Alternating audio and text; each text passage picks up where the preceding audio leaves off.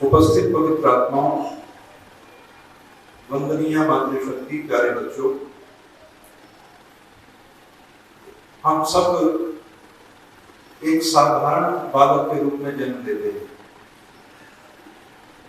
फिर हमारा जीवन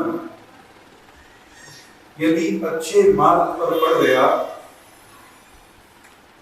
तो हम एक साधारण से मनुष्य के रूप में उत्पन्न होने के बाद एक महान आत्मा में परिवर्तित हो जाते हैं। मनुष्य जीवन की दो गतियां होती है, ऊर्ध्वगति और अधोगति। पशुओं के जीवन की एक ही गति होती है, ऊर्ध्वगति। पशु के जीवन की ऊर्ध्वगति ही होती है। क्यों? क्योंकि पशुओं का जीवन पाप के फलस्वरूप होता है। कोई पाप किया, पशु बने। पशु बने तो वो पाप धीरे धीरे घट रहा है। तो जब पाप घट रहा है तो पुण्य का खाता, पुण्य में वजन आ रहा है, धीरे धीरे पाप खत्म होता जा रहा है। तो उसकी गति किस तरह की है? ऊर्ध्वगति है, क्योंकि उसके पाप दिन ब दिन घट रहे हैं। जिन पापों की वजह से उसका पशु के रूप में जन्म हुआ, वो जितने दिन उस पशु योनि में भोग रहा है उतने दिन उसके पाप खत्म होते जा रहे हैं और वो अपनी अच्छी योनि की ओर बढ़ रहा है। मनुष्य के साथ ऐसा नहीं। मनुष्य ऊंचाई की तरफ भी जा सकता है और नीचाई की तरफ भी जा सकता है। हम इस संसार में देखते हैं कि बहुत से मनुष्य ऐसे हैं जो देखने में मनुष्य हैं और उनकी हरकतें पशुओं से भी घिरी हुई हैं, और बहुत से लोग ऐसे हैं जो देखने में तो मनुष्य के जैसे लगते हैं, पर मन करता है कि इनके चरणों को छू लूं, मन करता है कि मैं इनके पीछे चल पड़ूं, मन करता है कि इनके साथ बैठूं, मन करता है इनसे बातें करूं। किसी का मुंह भी देखना पसंद नहीं करते। कोई सामने से आ जाए तो रास्ता हम काट लेते हैं। किसी को हम ढूंढते फिरते हैं, मिल जाए तो आनंद हो जाए। कोई व्यक्ति बहुत दिन ना मिले तो आप कहते हो उतने दिन कहां थे, और कोई व्यक्ति बहुत दिन ना मिला हो तो कहते हैं अच्छा है, कितने दिन अच्छे गुजर गए, नहीं मिला। तो ये मनुष्य जीवन के फलसफे हैं, ये मनुष्य जीवन की कहानियां हैं जो ये हमें बताती है कि हमारा जीवन सफल है या असफल है। असफल जीवन वो है जिसे कोई भी ढूंढ नहीं रहा, और सफल जीवन वो है जिसे हर कोई ढूंढ रहा है। याद करो, आप कहीं कहीं दिन घर से बाहर रहो।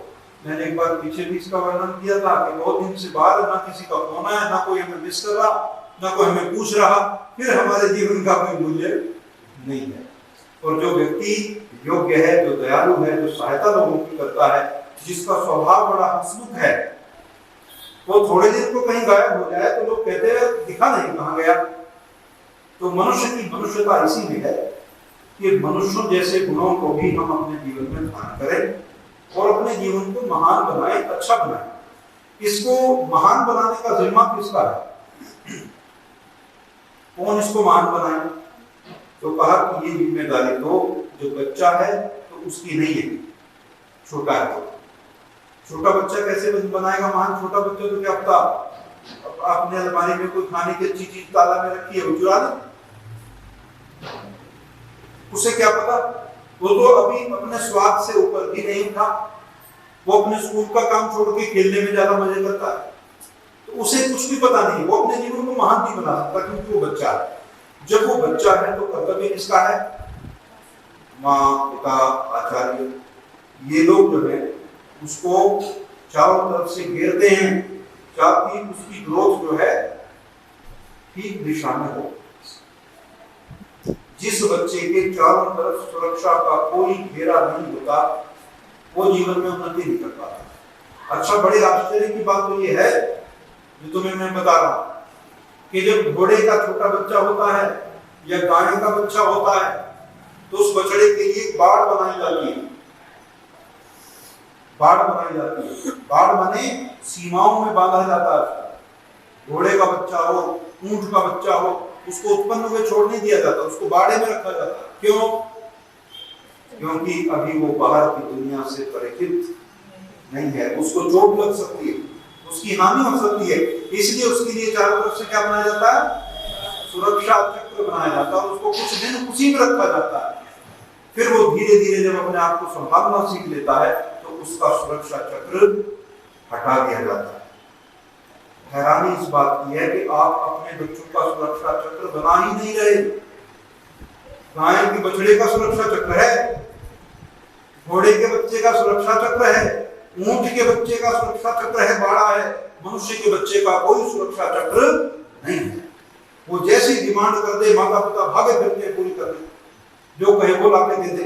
कोई कहीं तो लोग मैंने ऐसे भी देखे जो अपने बच्चों से बुरी बात बुलवा के बड़े खुश होते, पुत्र गाल कट के दिखा, पुत्र गाल कट के दिखा, और वो गालियां निकाला, सब खुश हो रहे हैं।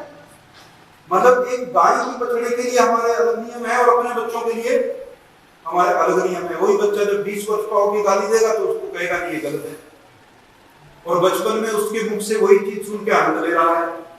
तो ये कहीं ना कहीं हम सबका आपस का दोष है। वेद में बड़ा स्पष्ट निर्देश हम सबके लिए है। एक मंत्र हम पढ़ते हैं सभी, स्तुता मया वरदा वेद माता प्रचोदयन्ताम पावमानि द्विजानाम। बस ये समझ लोगे तो जीवन सफल हो जाएगा। स्तुता मया, मैं स्तुति करता हूं किसकी? वरदा वेद माता, वरदायिनी वेद मां की मैं स्तुति करता हूं। मुझे वेद माता से क्या प्राप्त होते हैं? वर प्राप्त, वरदान मिलते हैं। तो मैं ऐसे अच्छे जीवन के वरदान देने वाली वेद मां की स्तुति करता हूं। प्रचोदयन्ता, वो मुझे प्रेरित करे, वो मुझे अच्छे कामों में लगाए। जैसे मेरी माँ मुझे पुचकार के कुछ छोटे छोटे लालच देती है कि तू ये छोटा सा काम कर क्या जल्दी से, फिर मैं तुझे दूंगी कोई चीज, तो बच्चा बड़ा खुश होकर जाता। तो जब वो आता तो उसको छोटी सी टॉफी देगी, कुछ भी खाने को देगी, बच्चा बड़ा खुश होगा, तो इससे उसका उत्साह बढ़ेगा। तो कहा वेद माता प्रचोदयन्ता, आगे कहा पावमानि द्विजानाम। पावमानि माने, पवमान कहते हैं अग्नि को, किसको कहते हैं? पवमान। पावमानी मैंने पवित्र करने वाली, पावमानी मैंने पवित्र करने वाली, वो मां पवित्र करने वाली है। किसको? अब सारे मंत्र का रस अभी स्पष्ट बना गया। द्विजानाम, इनको द्विजानाम। द्विज किसको कहते हैं? द्विज,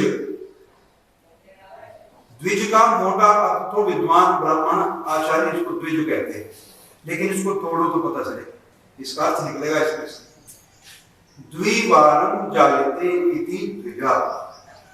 क्या है? द्विवारम जायते, जो 2 बार जन्मता है वो द्विज है।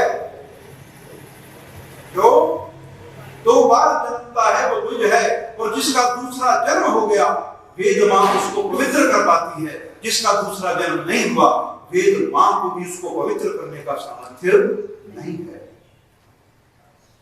कहते हैं ना कि जो सदाचारी नहीं होते उनको वेद पवित्र नहीं कर पाते, वेद उनको पवित्र नहीं कर पाते जो सदाचारी नहीं। जैसे अध्यापक उसे विद्या नहीं दे पाता जो चंचल है, जो भटका हुआ है, जिसकी वृत्तियां बिखरी हुई हैं, अध्यापक चाहकर भी उसे कुछ सिखा नहीं पाता। और एक बच्चा बंधी हुई वृत्तियों वाला है, जो शिखा बांधते हैं ना, सिर्फ बच्चा शिखा बंधन करता है। शिखा बंधन करने का अभिप्राय यही है कि मैंने अपने आप को बांध लिया है, और बंधा हुआ बच्चा विद्या प्राप्ति के योग्य होता है। तो द्विवारम जायते इति द्विजा, जिसका 2 बार जन्म होता है उसको क्या कहते हैं? द्विज। और एक बात ध्यान रखो, पहला जन्म यदि हो गया और दूसरा जन्म ना हुआ तो पहला जन्म व्यर्थ चला जाता है। यदि हमारा दूसरा जन्म नहीं हुआ तो पहला जन्म व्यर्थ हो जाता है। अच्छा, द्विज पक्षी को भी कहते हैं, संस्कृत में द्विज पक्षी को भी कहते हैं। पक्षी का जन्म भी 2 बार होता है। एक बार जब अंडा, चिड़िया अंडा देती है और फिर उस अंडे को एक टाइम तक वो सेती है, उसके सेने के बाद फिर वो जन्मता है। 2 बार जन्म होता है उसका। एक अंडा देने से, जब चिड़िया अंडा दे तो जन्म, और अंडे में से बच्चा निकले तो जन्म। तो चिड़िया के जन्म कितने हुए? दो जन्म है। एक जन्म माँ बाप से है, दूसरा जन्म आचार्य से है, ज्ञान का जन्म। दूसरा जन्म उसे अध्यापक देता है, आचार्य देता है, विद्वान देता है, ब्राह्मण देता है, वो उसको जीना सिखाता है। तो कहते हैं जब व्यक्ति का दूसरा जन्म हो जाए, उसे ज्ञान मिल जाए और उसे अपने जाने का मार्ग साफ साफ दिखाई देने लगे, समझ लो उस पर ईश्वर की कृपा हो गई है। तो वेद मंत्र उस व्यक्ति को पवित्र कर पाते हैं। तो क्या हो गया? पावमानी द्विजानाम, जो दूसरे जन्म की ओर बढ़ रहा है, वेद मां उसे पवित्र कर पाती है। और जो दूसरे जन्म की ओर बढ़ा ही नहीं, जो पहले जन्म को मान बैठा के मेरा तो हो गया जो होना था, मैं फला का रखता हूं, है ना। कुछ लोग, कुछ बच्चे अपने आप को अपने खानदान के साथ जोड़ते हैं, सर नहीं घसीटे फिरते साथ साथ, उनकी अपनी कोई योग्यता नहीं, वो बस ये समझते हैं कि मेरा जन्म हो गया फला परिवार में तो मेरा तो जीवन हो गया सफल। उन्हें ये नहीं पता कि किसी परिवार विशेष में जन्म लेने से जीवन सफल नहीं होता। जन्म हो जाना और बात है, और जीवन को एक अच्छाई की तरफ लेकर जाना उसकी परिभाषा अलग है। जन्म तो हो गया, जन्म होते ही शुरू होता है जीवन। जन्म क्या है? वो पल, वो क्षण जब तुम जन्मे, उस जन्म कहा है। जन्म से लेकर मृत्यु तक जो है वो क्या है? वो जीवन है। और जन्म गए तो जन्मने के भी तुरंत बाद तो हमें पता ही नहीं चलता कैसे जीना है, हमें कुछ नहीं पता। हमारी माँ हमें दूध पिलाते में ये भी नहीं पता दूध कहाँ से कैसे पीना है, एक मनुष्य का बच्चा ऐसे कुछ भी पता नहीं। आप बत्तख के बच्चे को पानी में फेंक दो, वो तैरने लग जाता है, नैसर्गिक है। लेकिन मनुष्य के बच्चे को हर चीज सिखानी पड़ती है। तो जब उसका जन्म हुआ तो कब तो उसे नहीं पता, फिर उसे मां शिक्षा देती है, सिखाती, समझाती है। जन्मदिन क्यों मनाते हैं? जन्मदिन इसलिए मनाते हैं कि अभी तक तो हमें जीवन का पता नहीं, लेकिन जब हम एक ऐसी आयु में आ जाते हैं जब चीजें हमारे को समझ आनी शुरू हो जाती हैं, तब हमारी जिम्मेवारी बढ़ जाती है। सब बच्चे फिल्में देखते हैं, सब बच्चे पिक्चर को देखते हैं ना। और तुमने स्पाइडरमैन की फिल्म देखी है सब बच्चों ने, तो स्पाइडरमैन की फिल्म देखी है तो उसमें जो स्पाइडरमैन के दादाजी हैं, तो जब वो उससे पता लगा कि मेरे बच्चे के अंदर कुछ विशेष शक्ति है, तो उसने अपने बेटे को कहा कि बड़ी शक्ति के साथ बड़ी जिम्मेवारी भी आती है। मुझे पूरी फिल्म का ये जो डायलॉग था, ये मेरे शरीर में, मेरे मन में समा गया कि बड़ी शक्ति के साथ बड़ी जिम्मेदारी भी आती है। तुम्हें ईश्वर ने कुछ शक्तियां दी हैं, जिम्मेदार बनना। यदि कुछ धन पा जाओ, जिम्मेदारी दिखाना। यदि कुछ बुद्धि पा जाओ, जिम्मेदारी दिखाना। यदि कुछ बल पा जाओ, जिम्मेदारी दिखाना। यदि कोई सेवा का अवसर हाथ लगे, जिम्मेदारी दिखाना। यदि परिवार मिल जाए, जिम्मेदारी दिखाना। यदि किसी के पति हो जाओ तो जिम्मेदारी दिखाना। यदि किसी की पत्नी हो जाओ तो जिम्मेदारी दिखाना। किसी के पुत्र हो जाओ, किसी के पिता हो जाओ, किसी के भाई हो जाओ, किसी के मित्र हो जाओ, जिम्मेवारी दिखाना, जिम्मेवारी दिखाना। यदि हम जिम्मेवार नहीं है तो हम मनुष्य हैं ही नहीं। और ये जिम्मेवारी की भावना तो चिड़ियों में, पक्षियों में, पशुओं में दिखाई देती है। आप किसी गाय के बछड़े पे खतरा आ जाए तो वो गाय खड़ी हो जाती है और उसके अपने बछड़े पर आंच नहीं आने देती। तो ये जिम्मेवारी है। जैसे पशु पक्षी सब जिम्मेवारी निभाते हैं। और एक विशेष बात, पशु पक्षी जिम्मेवारी निभाते हैं जब तक उनके बछड़े या चूजे अपने आप काम करना नहीं सीखते, तब तक। चिड़िया इस बात का जिम्मा नहीं लेती कि मुझे इस चिड़िया अपने बच्चे का रिश्ता करना है, कैसा घर बनूं, तो अपने आप का।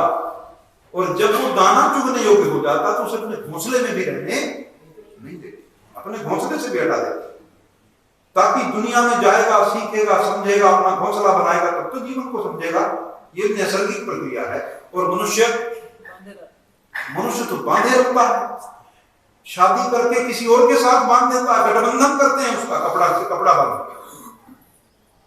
जब पति पत्नी का विवाह, जब दंपति जो नए लड़का लड़की का विवाह होता है तो क्या करते हैं?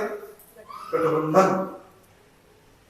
और जो हमारे मन है ना, वो सत्य की गांठ हमारे बीच में है। किसकी गांठ? प्रजापतिष्ठा नियुक्तमय्यम, हमें पति पत्नी प्रजापति ने बनाया। नियुक्तमय्यम, हम दोनों को पति पत्नी नियुक्त किया है। नियुक्त किया है किसने? प्रजापति, परमेश्वर। परमेश्वर की नियुक्तियां छोड़ी नहीं जाती, परमेश्वर की ड्यूटी छोड़ी नहीं जाती, मनुष्यों की नियुक्तियां छोड़ दी जाती। आज मैं यहाँ नियुक्त हूं, मैं कहूँ कि नहीं मैं अपनी सेवाएं समाप्त करना चाहता हूं, कर सकता हूं। आप जहां काम करते हैं वहां अपनी सेवाएं समाप्त कर सकते हैं, परंतु ईश्वर की नियुक्ति समाप्त नहीं की जा सकती। प्रजापति हमको बनाता पति पत्नी के रूप में, गांठ बांधते हैं। तो अपने बच्चे की गांठ बांध दी किसी लड़की के साथ, और बाद में फिर ये भी आशा है कि ये मेरे साथ ही चिपटा रहे, मेरे ही पल्ला पकड़ के चलता रहे।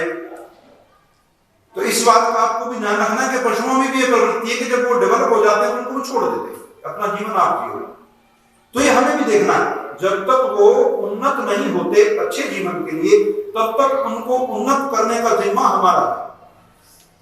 और जब वो उन्नत और समर्थशाली हो गए तो उनको उनके मार्ग पर छोड़ देना, ये भी हमारी जिम्मेदारी है। और उनके मार्ग पे छोड़ दो, अपना जीवन जिएंगे, गिरेंगे तो सीखेंगे, आपके सिखाए नहीं सीखेंगे, मैं और आप सिखाऊंगा तो नहीं सीखेंगे, जब खुद गिरेंगे तो सीखेंगे। दुनिया में जितनी प्रकार की विद्याएं हैं पुस्तकों में नहीं, पुस्तकों में तो थोड़े बहुत इशारे हैं। असली समझ तो तब आती है जब हम उस पुस्तक के ज्ञान को लेकर दुनिया में उतरते हैं। कोई व्यक्ति कितनी अच्छी कृषि की पुस्तक पढ़ ले, खेती बाड़ी कर रही थी, लेकिन जब तक वो खेतों की मेड़ पर अपने जीवन को नहीं लगाएगा तब तक उसे असली चीजें समझ में नहीं आएंगी। तो ये ना समझे आप कि केवल पुस्तक पढ़ लेंगे तो जीवन हो जाएगा ना, जीवन को तो हर पल बनाना पड़ता है, हर पल साधना पड़ता है, हर पल नियंत्रित करना पड़ता है। और नियंत्रित नहीं करोगे तो आपके जीवन की ऊर्जा बह जाएगी। ऊर्जा तो बह रही है हर समय, अभी मैं बोल रहा हूं ऊर्जा लग रही है, आप सुन रहे हैं ऊर्जा लग रही है, आप सोच रहे हैं ऊर्जा लग रही है, आप देख रहे हैं ऊर्जा लग रही है, हर चीज में ऊर्जा लगी जा रही है। चाहे आप कुछ नहीं कर रहे तो सिर्फ तकिया लगा के बैठे और आपका दिमाग चल रहा है, तभी भी ऊर्जा लग रही है। तो इन सारी हर समय ऊर्जा निश्चित हो रही है शरीर से, इस लगातार बहती हुई ऊर्जा को आप कैसे बांधोगे? ये एक विद्यार्थी को, एक बच्चे को जिसका जन्म दिन है, उसे जरूर समझना चाहिए कि मुझे परमात्मा ने एक ऊर्जा दी है, इस ऊर्जा का मुझे जीवन में कैसे उपयोग करना है, उस बच्चे को सिखाना उसके माता पिता का कर्तव्य है। और एक छोटी आयु है जिस आयु तक उसके जीवन में अच्छाई को डाला जा सकता है। अगर उस समय तक आप उसमें अच्छाई स्थापित नहीं कर दोगे तो उसमें बुराई अपने आप स्थापित हो जाएगी, फिर आप परेशान मत होना। एक आयु ऐसी होती है जिसमें आपको रोकना होता है उस बच्चे के अंदर चीजें, और एक आयु ऐसी होती है कि उसके बाद रोकना हो ही नहीं सकता, संभव ही नहीं है। जैसे अब गेहूं लगी तो अब तो आ गई, आपको पता गेहूं लगती कब है? ये लगती है नवंबर में। नवंबर में गेहूं लगाने का बड़ा अच्छा मौसम होता है। यदि उसके बाद आप लगाएंगे तो फिर इतने उतने तो हो जाएंगे पर फल नहीं देगी। ऐसे जैसे गेहूं के लगाने का एक समय है, जैसे धान के लगाने का एक समय है, उसके पकने आने का एक समय है, ऐसे बच्चों में संस्कारों को रोकने का भी एक समय है। यदि वो समय आपने गवा दिया तो फिर जितने मर्जी प्रवचन पिलवाना कहीं ना कहीं से उसको कुछ होने वाला नहीं। मजे की बात वो है कि आप अपने बच्चे को गोद में लेके मंदिर में आओ, गोद में लेके, कि जैसे वो आए यहां गोदी में लेके बैठो तो मंत्र उसके कान में डलेंगे अपने आप, वेदों के मंत्र सुनेगा, थोड़ा बड़ा होगा, सब देखते देखते तो सारी प्रक्रियाएं अपने आप ये मत समझना कि बच्चे की सीखने की प्रक्रिया देर में शुरू होती है, नहीं, जन्मते ही शुरू हो जाती है। जैसे बच्चा जन्मा और उसके सीखने की प्रक्रिया शुरू हो गई। हम समझ रहे हैं कि तब सीखना शुरू करेगा जब ये बोलेगा, नहीं, उसने कानों से सुनना शुरू कर दिया है। बच्चा आपकी आवाज की तलखी को समझता है। जब आप थोड़ी कड़क आवाज करते हो तो बच्चा सावधान हो जाता अपने आप, और जब आपकी आवाज में नरमी और प्रेम होता है तो उसे पता है इस आवाज का मतलब क्या है, कौन सी आवाज डांट वाली है और कौन सी आवाज प्यार वाली है, ये बच्चे को समझ। इतनी समझ है उसको। और आप समझते हैं कि समझ नहीं तो कुछ भी उसको पढ़ाना सिखाना है। जब आपकी गोद में बच्चा है तो जितनी धार्मिकता, जितने गुण, सज्जनता, न्यायप्रियता, दयालुता, दूसरों की सेवा करना, सहायता करना, इसको खा सकते हो। कोई ब्राह्मण आचार्य घर में उस बच्चे के हाथ में 5 करोड़ तो दो, पंडित जी को दो, उसको देगा नहीं, बच्चा है, फिर अपने से दिलवाना। उसे समझ में आएगा कि ऐसा पीला कपड़ा पहना हुआ आदमी, धोती पहना हुआ आदमी, लाल कपड़ा पहना हुआ आदमी, इनको देना होता है। इनसे लेना, इनसे पैसे नहीं लेने होते, इनको तो देने होते हैं, और इनसे अच्छी बातें लेनी होती है। तो ये कौन सिखाएगा? जब हम लोगों के घर में जाते हैं तो बहुत से लोग कहते हैं ऐसे बच्चों को लेने के आते हैं, अपने हाथों से मेरे पैर छुआते हैं। मुझे कई बार बड़ा विचित्र लगता है कि ये बच्चा इतना पवित्र है, जिसके मन में कोई दोष नहीं है, और कहीं ना कहीं हम सबके मन में कभी ना कभी तो कोई दोष पैदा हो भी जाता है, कितना ही प्रयास कर ले। तो मुझे संकोच होता है कि मैं बच्चों से पैर न छुआऊं, बल्कि मेरा ये मन करता है कि मैं इसके पैर छू लूं, क्योंकि इससे पवित्र व्यक्ति दुनिया में इस समय कोई है नहीं। तो मैं कहता हूं कि मैं इसे आशीर्वाद देने की स्थिति में हूं नहीं। और वो कहते हैं पंडित जी इससे हम आशीर्वाद आपको नहीं, इसको अभ्यास करवा दें, ताकि ये जीवन में जब आगे बढ़े तो इसे पता लगे कि ब्राह्मण और आचार्य यदि सामने आ जाए तो उसके पैर छू के आशीर्वाद दिया जाता है। तो ये सब चीजें सिखानी पड़ती हैं। तो ये जीवन है, जन्म से लेके मृत्यु से पहले तक लगातार सीखने की प्रक्रिया। ये प्रक्रिया समय के साथ कम तो हो जाती है, धीमी तो हो जाती है, पर बंद कभी भी बंद नहीं होती कभी। इसलिए शास्त्र में और हम सब आपस में यही बात करते हैं कि आप मनुष्य को अपनी संगति अच्छी रखनी चाहिए। क्यों? क्योंकि संगति जिन लोगों में बैठेगा वो हमेशा ही असर डालेंगे सदा। ये बच्चों के लिए नहीं, सबके लिए। आप जैसे लोगों में उठना बैठना शुरू करोगे, उन्हीं प्रकार के व्यवहार और आदतें आपकी आनी शुरू हो जाएंगी। तो जन्मदिन का यही मतलब है कि जब तक जिम्मा माता पिता का है वो संभाले, और जब बच्चे बड़े हो जाएं, उनके अंदर समझ आए, तो अपने जीवन को अच्छाई की ओर ले जाने का प्रयास करे। और हर व्यक्ति ये प्रयास करे कि हमारा दूसरा जन्म हो जाए। तो ये दूसरा जन्म केवल मनुष्य योनि में ही संभव है, और किसी योनि में दूसरा जन्म होता ही नहीं, क्योंकि दूसरा जन्म ज्ञान का है, और ज्ञान के लिए बड़ी मेहनत करनी पड़ती है।